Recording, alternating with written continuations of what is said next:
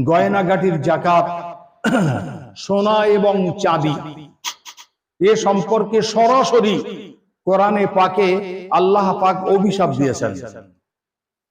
আল্লাহ রাব্বুল আলামিন পবিত্র কোরআনে কারীমে ইরশাদ করেছেন, ওয়াল্লাযীনা ইয়াকনিজুনা আয-যাহাবা ওয়াল ফিজ্জা ওয়া লা ইউনফিকুনাহা ফী সাবিলিল্লাহ ফাবাশশিরহুম বিআযাবিন আলীম। এবং তারপরে গিয়ে ইয়াউমা ইউহমা আলাইহা ফি নারি জাহান্নাম ফাতুকওয়া বিহা জিবাহুহুম ওয়া জুনুবুহুম ওয়া যুহুরুহুম হাযা মা কানাসতুম লিআনফুসিকুম ফাসুকু মা কুনতুম তাকনিসুন।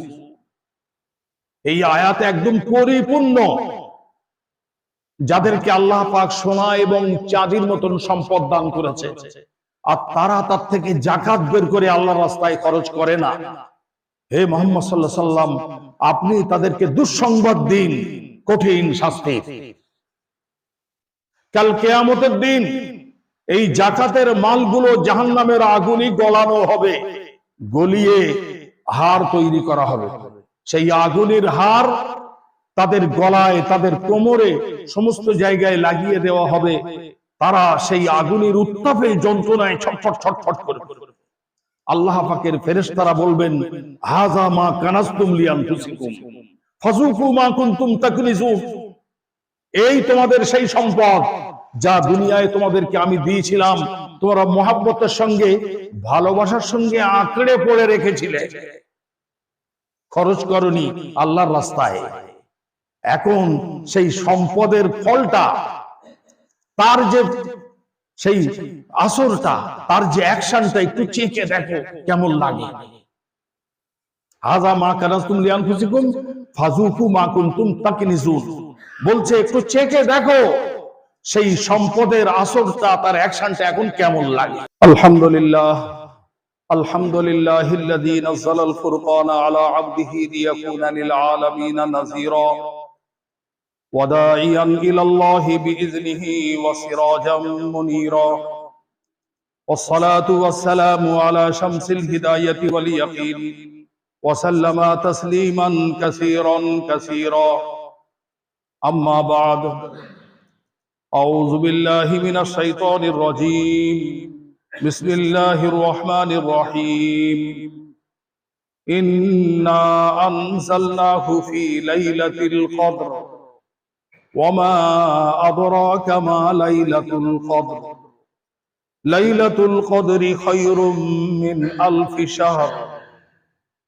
تنزل الملائكة والروح فيها بإذن ربهم من كل أمر. سلام هي حتى مطلع الفجر. صدق الله العظيم. উপস্থিত সম্মানীয় মুসল্লি ভাইগণ, আল্লাহ রাব্বুল আলামিন আমাদের উপরে বড় দয়া করেছেন, করুণা করেছেন। তার অসংখ্য বান্দাদের মধ্য থেকে নির্বাচিত করে বেছে নিয়ে আজ পবিত্র রমজানুল মুবারকের আখিরি জুমা, জুমাতুল বিদা, শেষ জুমাতে জুমার নামাজ প্রতিষ্ঠা করার জন্য, তার পূর্বে খুতবা শোনার জন্য, তার পূর্বে পবিত্র কোরআনে কারীম থেকে, হাদিস পাক থেকে কিছু মূল্যবান কথা শোনার জন্য আমাদেরকে তৌফিক নসিব করেছেন। সবাই শুকরিয়া হিসেবে বলি আলহামদুলিল্লাহ। গত 3 জুমা ধরে পবিত্র রমজানুল মুবারক ইতিকাফ সম্পর্কে এবং যাকাত সম্পর্কে সংক্ষিপ্ত আলোচনা শুনেছেন। এই জুমাতে বিশেষভাবে, খাসভাবে যে বিষয়টা ইতিপূর্বে আলোচনা হয়নি, লাইলাতুল কদর সম্পর্কে আলোচনা হবে। এবং যেহেতু গত জুমাতে যাকাতের বিষয়টা অত্যন্ত সংক্ষেপ হয়ে গিয়েছে, সে সম্পর্কেও কিছু আলোচনা হবে ইনশাআল্লাহ। পবিত্র কোরআনে কারীমের যে আয়াত আমি তেলাওয়াত করেছি, এটা সূরা কদর, পরিপূর্ণ সূরাটাই আমি তেলাওয়াত করেছি। এই সূরাটা কবে অবতীর্ণ হয়েছে সেই সম্পর্কে আমরা জানি। সর্বপ্রথম বিখ্যাত মুফাসসির হযরতে আল্লামা ইবনে কাসির রাহমাতুল্লাহ আলাইহি তিনি তফসিরের মধ্যে এই সূরার যে তফসির, সেই তফসিরের মধ্যে সর্বপ্রথম শানে নজুল, আল্লাহ পাক এই সূরাকে কেন অবতীর্ণ করলেন সেই সম্পর্কে একটা ওয়াকিয়া বলেছেন। যে বর্ণনাটি কানজুল উম্মালের মধ্যেও আছে এবং আল্লামা ইবনে কাসির রহমতুল্লাহ আলাইহি তিনিও তফসিরের মধ্যে উল্লেখ করেছেন। বর্ণনাটি কি? একবার বিশ্ব নবী রহমাতুল্লিল আলামিন সাল্লাল্লাহু আলাইহি ওয়াসাল্লাম হযরত সাহাবায়ে কেরাম রিজওয়ানুল্লাহি আলাইহিম আজমাইনদের সামনে বনি ইসরাইলের একটা আবেদের ওয়াকিয়া, একটা ইবাদতকারীর ঘটনা বা ওয়াকিয়া সাহাবায়ে কেরামদের সামনে বর্ণনা করলেন। তিনি কেমন ধরনের ইবাদতকারী ছিল? বনি ইসরাইলের সেই আবেদের ইবাদতের খুসুসিয়াত বা বৈশিষ্ট্য এই ছিল যে তিনি সারা রাত আল্লাহ পাকের ইবাদতে পুরো রাতকে কাটিয়ে দিতেন, রাতে ঘুমাতেন না। আর সকাল হলে জিহাদের জন্য তিনি বেরিয়ে যেতেন। আল্লাহর দ্বীনকে বুলন্দ করার জন্য যে জিহাদ, সেই জিহাদের জন্য তিনি সকালবেলা বেরিয়ে যেতেন। সারা রাত ইবাদতে কাটাতেন আর সকালবেলা তিনি জিহাদে বেরিয়ে যেতেন। এই রকম ভাবে 1000 মাস, কত মাস? 1000 মাস এই আমলে তিনি কাটিয়েছেন। বলুন সুবহানাল্লাহ। হযরতে সাহাবায়ে কেরাম রিজওয়ানুল্লাহি আলাইহিম আজমাইন এই ওয়াকিয়া শুনে, এই ঘটনা শুনে তারা বিস্মিত হয়ে গেলেন। তারা তো অবাক হয়ে গেলেন, তারা আশ্চর্য হয়ে গেলেন যে বনি ইসরাইলের মধ্যে এইরকম আবেদ ছিল যে 1000 মাস শুধু ইবাদতে কাটিয়েছে। আমাদের ওমর, আমাদের জিন্দেগি তো অত্যন্ত ছোট, তাহলে সেই ফজিলত তো আমরা অর্জন করতে পারবো না। 1000 মাস ধরে ইবাদত করার যে ঐতিহ্য, তার যে মর্যাদা, সেই মর্যাদায় আমরা তো পৌঁছতে পারবো না এত কম ওমরে। তারা বিস্মিত হয়ে গেলেন। আল্লাহ রাব্বুল আলামিন হযরত জিবরিল আমিনকে পাঠালেন এবং সূরা কদর নাযিল করলেন। বলুন সুবহানাল্লাহ।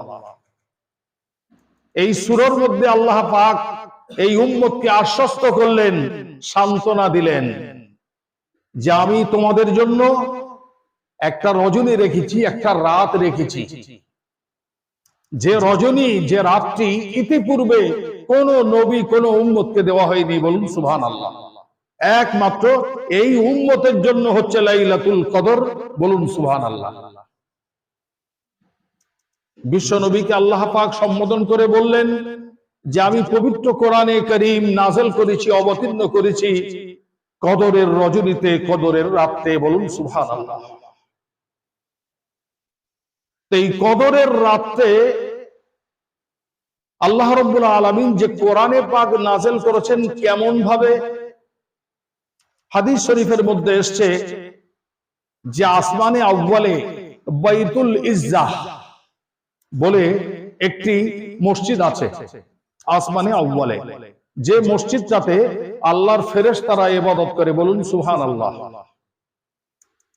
আল্লাহ রাব্বুল আলামিন পবিত্র কোরআনে কারীমকে কদরের রজনীতে একসঙ্গে একদম পুরো 30 পারা একসাথে লৌহে মাহফুজ থেকে সেই বাইতুল ইজ্জা প্রথম আসমানে অবতীর্ণ করেন। বলুন সুবহানাল্লাহ।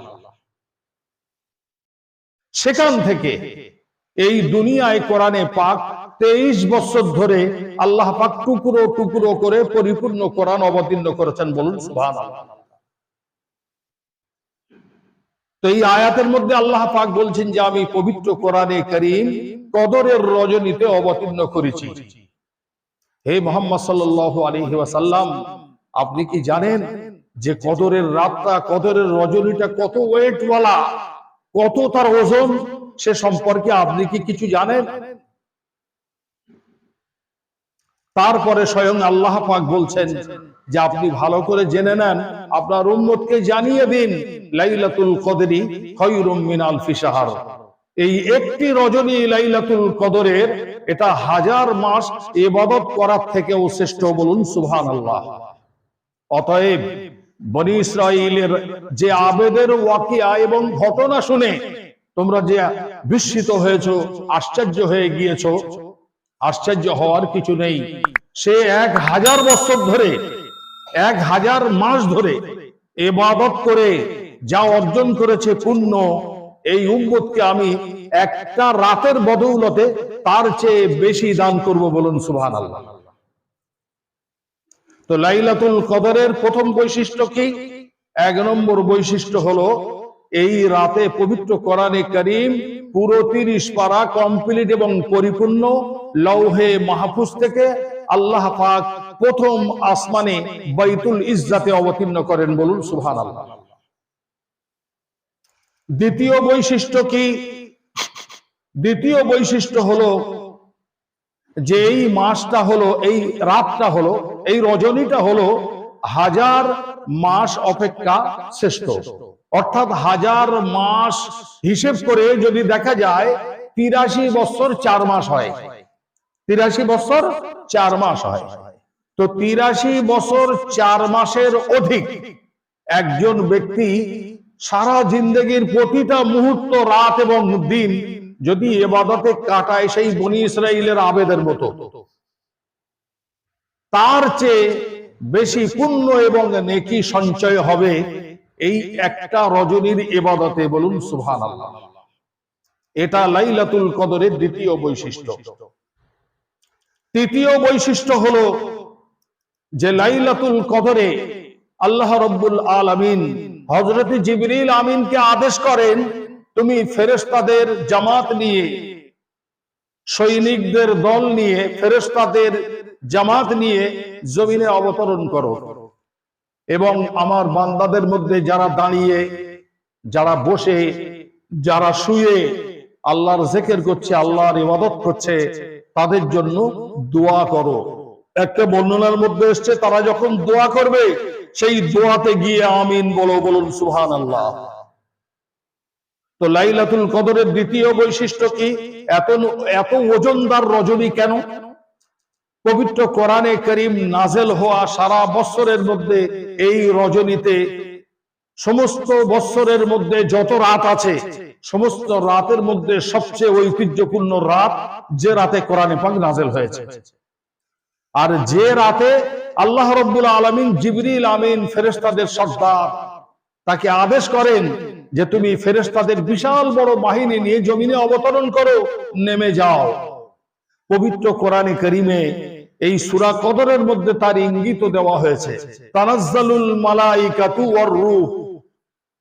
তানাজ্জালুল মালাইকাতু ওয়ার রূহ, মালাইকা মানে অসংখ্য ফেরেশতা, ওয়ার রূহ মানে জিবরিল আলাইহিস সালাতু ওয়াস সালাম সহ। তানাজ্জাল আসমান থেকে তারা এই জমিনে অবতরণ করেন, অবতীর্ণ হন এবং আল্লাহর যে সমস্ত বান্দারা ইবাদতে লিপ্ত থাকে তাদের জন্য রহমতের দোয়া করেন, বলুন সুবহানাল্লাহ। তো আমরা 3টে বৈশিষ্ট্য শুনলাম। 4 নম্বর বৈশিষ্ট্য কি? হযরতে আনাস ইবনে মালিক রাদিয়াল্লাহু তাআলা আনহু বর্ণনাকারী, তিনি বলছেন এই হাদিসটি কানজুল উম্মালের মধ্যে আছে। বিশ্ব নবী রাহমাতুল লিল আলামিন সাল্লাল্লাহু আলাইহি ওয়াসাল্লাম ইরশাদ করেছেন যে লাইলাতুল কদর বা কদরের রজনী আল্লাহ রাব্বুল আলামিন বিশেষভাবে আমার এই উম্মতকে তোহফা করেছেন, পুরস্কৃত করেছেন, বলুন সুবহানাল্লাহ। ইতিপূর্বে কোন উম্মতকে, কোন নবীকে লাইলাতুল কদর দান করা হয়নি, বলুন সুবহানাল্লাহ। এই হাদিস পাক দ্বারা স্পষ্ট যে লাইলাতুল কদর এটা এই উম্মতের বৈশিষ্ট্য। তো এই কদরের রাত্রির 4টে বৈশিষ্ট্য সংক্ষেপে বর্ণনা দিলাম। সেই কদরের রাত কবে সংঘটিত হয়? বেশিরভাগ বর্ণনার মধ্যে এসছে যে এই রাতটি সংঘটিত হয় শেষ আশার, পবিত্র রমজানুল মুবারকের যে শেষ 10 দিন, সেই শেষ 10 দিনের বেজোর রাতগুলিতে। আর এ সম্পর্কে অসংখ্য হাদিস এর সমর্থনে আছে যে আল্লাহ রাব্বুল আলামিন সংঘটিত করেন লাইলাতুল কদরকে বেজোড় রাত্রিতে, রমজান মাসের শেষ 10 দিনের। লাইলাতুল কদরের বহু আলামত এবং নিদর্শন রয়েছে। সেই আলামত এবং নিদর্শনগুলো সবার নজরে যে আসতেই হবে এর কোনো গ্যারান্টি নেই, এর কোনো গ্যারান্টি নেই। তার কারণ কদরের যে রজনী, সেই রজনীতে এমন অলৌকিক কিছু কিছু ঘটনা ঘটে। যারা আল্লাহর ওলি আউলিয়ায়ে কেরাম, যাদের অন্তর একবারে পবিত্র সাফ, তারা সেই অলৌকিক বিষয়গুলো তাদের অন্তরের চোখ দিয়ে দর্শন করেন। বলুন সুবহানাল্লাহ। আমি এবং আপনি সারা বছরের মধ্যে 5 ওয়াক্ত নামাজের আমাদের পাবন্দি নেই। কত মিথ্যা বলেছি, কত ধোঁকা দিয়েছি, কত হারাম খেয়েছি, তার কোনো ঠিক ঠিকানা নেই। আমার এবং আপনার অন্তরের চোখ তো একেবারে অন্ধ। সেই চোখ দিয়ে অলৌকিক বিষয়গুলো জানা এটা অসম্ভব। সেই কারণে কদরের রজনীর খায়ের এবং বরকত পেতে গেলে আমাদের উচিত কি, পবিত্র রমজানুল মুবারকের শেষ আশারার যে 10 দিন, এই 10 দিন পরিপূর্ণ অত্যন্ত গুরুত্ব দিয়ে সারাদিন রোজা রাখা যথাযথভাবে, এবং রাত্রির ফরজ গুলো আদায় করার পরে কিছু কিছু নফলে মশগুল হওয়া। আর এইটা কতক্ষণ পর্যন্ত? পবিত্র কোরআনে কারীমে স্বয়ং আল্লাহ পাক ইরশাদ করেছেন যে কদরের রজনীর খায়ের এবং বরকত জারি থাকে হিয়া হাত্তা মাতলাইল ফজর, বলছে সুবহে সাদেক পর্যন্ত। এই সূরা কদরের যে আয়াত, সেই আয়াতের একবার লাস্ট এবং শেষ আয়াতে আল্লাহ পাক কি বলছেন, যে আমি এই রহমতের বর্ষণ, এর খায়ের এবং বরকত জারি রেখে দিই কতক্ষণ পর্যন্ত? বলছে সুবহে সাদেক পর্যন্ত। তো আমরা শেষ রজনীর প্রতিটা রাতকে সুবহে সাদেক পর্যন্ত অত্যন্ত গুরুত্ব দিয়ে আমরা ইহতেমাম করব। সারা রাত নফল ইবাদত করার পরে আর যদি ফজরের নামাজ যদি ওয়াক্তে না হয়, যদি ওয়াক্তের মধ্যে না হয়, তো সমস্ত মেহনত বেকার। সে ব্যক্তি শবে কদর পাবে না। শবে কদর পেতে গেলে প্রধান এবং প্রথম শর্ত, সেই রাতের এশার নামাজ বা জামাত হতে হবে, এবং সেই রাতের যে ফজরের নামাজ, সকালের যে সুবহে সাদেকের ফজরের নামাজ, সেও বা জামাত হতে হবে। যদি সারা রাত কোনো নফল ইবাদত নাও করার সুযোগ হয়, আর এই দুটো ফরজকে এই রকম গুরুত্ব দিয়ে আদায় করা হয়, শেষ আশার হয়, সে কদরের রজনী পেয়ে যাবে, এর মধ্যে সন্দেহের কোনো অবকাশ নেই। বলুন সুবহানাল্লাহ। তো ইনশাআল্লাহ আমরা সেইভাবে কদরের রজনীকে কদর করব ইনশাআল্লাহ। তার অনুসন্ধানের জন্য আমরা পূর্ব থেকে যে কটা দিন এখনো বাকি আছে, এই কটা দিন কাজে লাগাবো। আল্লাহ রাব্বুল আলামিন যদি চান, আমাদের প্রত্যেককে কদর দান করবেন ইনশাআল্লাহ। দ্বিতীয় বিষয় হচ্ছে যাকাত এবং সদকায়ে ফিতর এবং কুরবানি। এই তিনটে বিষয় একসঙ্গে বললে তবে যাকাতটা পরিষ্কার হয়ে যাবে, স্পষ্ট হয়ে যাবে। যাকাত শব্দের অর্থ পবিত্র। যাকাত শব্দের অর্থ পবিত্রতা। কদ আফলাহা মান তাযাক্কা, সে ব্যক্তি কামিয়াব হয়ে গেছে যে তার নফসটাকে পবিত্র করতে পেরেছে। তো তাযাক্কা এ যাকাত থেকেই এসেছে। তো একটা অর্থ যাকাতের মানে হচ্ছে পবিত্র। দ্বিতীয় অর্থ যাকাতের অর্থ হলো অতিরিক্ত। যাকাতের মানে হচ্ছে অতিরিক্ত। এই দুটোই সব, এই শব্দটার দুটো যে মানে, এই দুটোই সব যাকাতের আহকামের উপরে প্রযোজ্য। একটা অর্থ হলো পবিত্র, যে বান্দার কে আল্লাহ পাক মালিকে নেসাব করেছে, অর্থাৎ যার উপরে যাকাত খরচ করেছে, সেই ব্যক্তি যদি মালের যাকাত না দেয়, তো সেই মালটা ময়লার সঙ্গে, জঞ্জালের সঙ্গে, অপবিত্র এবং খারাপ বস্তুর সঙ্গে মিলে রইল। যখন সেই সম্পদ থেকে যাকাত বের করে নিল, তো যে নাপাকিটা ছিল মালের মধ্যে, সেই নাপাকি অপবিত্রটা বের করে নেওয়ার পরে মাল পবিত্র হয়ে গেল। বলুন সুবহানাল্লাহ। সবাই আমরা বুঝতে পারছি ভাই, যাকাত এটা মালদারের জন্য। যাকাতের যে মালটা ময়লা অপবিত্র বস্তু, যখন সে সেই মালটা বের করে নেবে, তার থেকে বের করে নেওয়ার পরে সেই মালটা হয়ে যাবে পবিত্র। সেই ব্যক্তির জন্য এই মালটা হারাম যার উপরে যাকাত ফরজ, কিন্তু আবার এটা অন্যের জন্য হালাল 100%। যাকাতের যে মাসরাফ অর্থাৎ যে হকদার, তাকে দেওয়ার পরে আর যাকাত থাকে না, সে মালিক হয়ে যাওয়ার পরে তার 100% সেই পয়সা, সেই অর্থ হালাল। যাকাত যার উপরে ফরজ হয়েছে তার জন্য হারাম ভক্ষণ করা, আর যাকে দেওয়া হচ্ছে তার জন্য হালাল। সবাই বুঝতে পেরেছি ভাই। দ্বিতীয় অর্থ হচ্ছে অতিরিক্ত। যাকাতের যে মালিকি নিসাব যেটা বলা হয়েছে, সেই মালিকি নিসাবের জন্য একটা শর্ত আছে। সেই শর্তটা কি? বলছে 52.5 ভরি উপর যে মূল্য, এই সমতুল্য অর্থ যদি তার সমস্ত প্রয়োজন মেটাবার পরে দেনা পরিশোধ করার পর অতিরিক্ত হয়। যাকাতের একটা অর্থ অতিরিক্ত। যদি অতিরিক্ত হয়, সেই ব্যক্তির উপরে সেখান থেকে নিয়ে 1 বছর পর্যন্ত ছাড়, অর্থাৎ সেই 40,000 টাকা যেটা অতিরিক্ত হয়েছে বা 50,000 টাকা যেটা অতিরিক্ত তার উপরে হয়েছে, সঙ্গে সঙ্গে যাকাত খরচ হয় না। ওই অর্থটা নিয়ে সারা বছর টানাপোড়েন হবে, আপ ডাউন হবে। আপ ডাউন হওয়ার পরে বছরের শেষে গিয়ে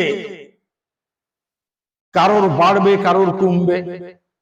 যদি বেড়ে যায় তো 40 থেকে নিয়ে যা বেড়েছে সমস্ত অর্থের উপরে 2.5% তার উপরে যাকাত খরচ হবে।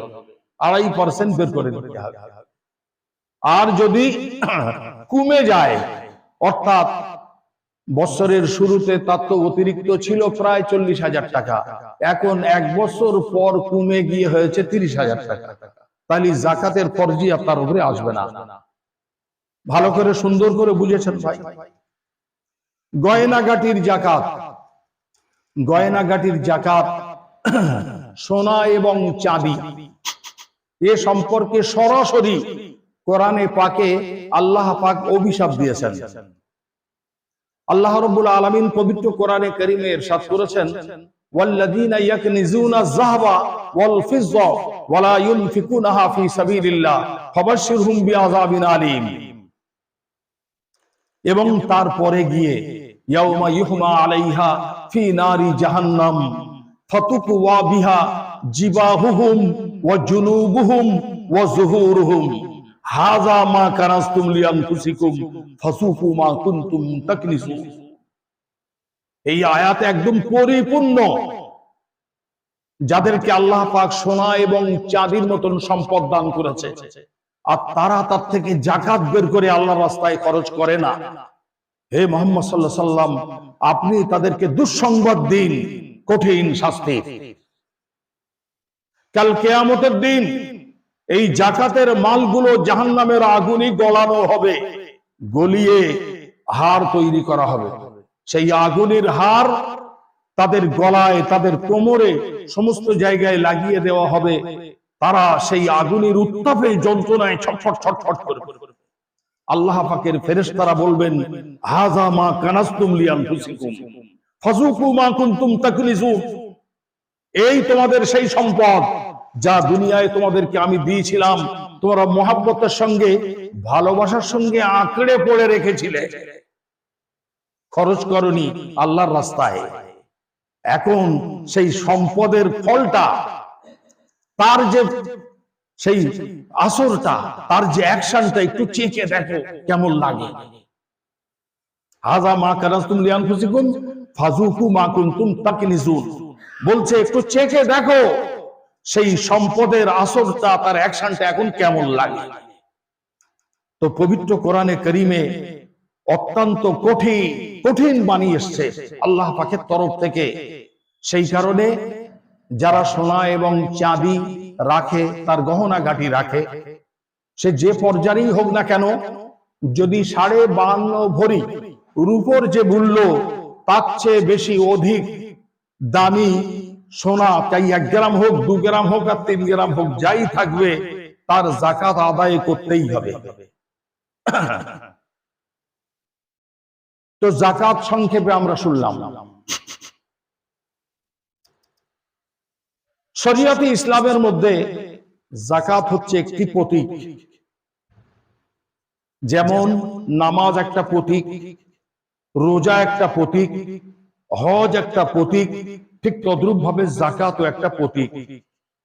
শিয়ারে ইসলাম অর্থাৎ যাকাত দেওয়া, এটা মুসলমানের চিহ্ন, এটা বিশ্ব নবীর উম্মতের চিহ্ন। প্রতীক মানে কি?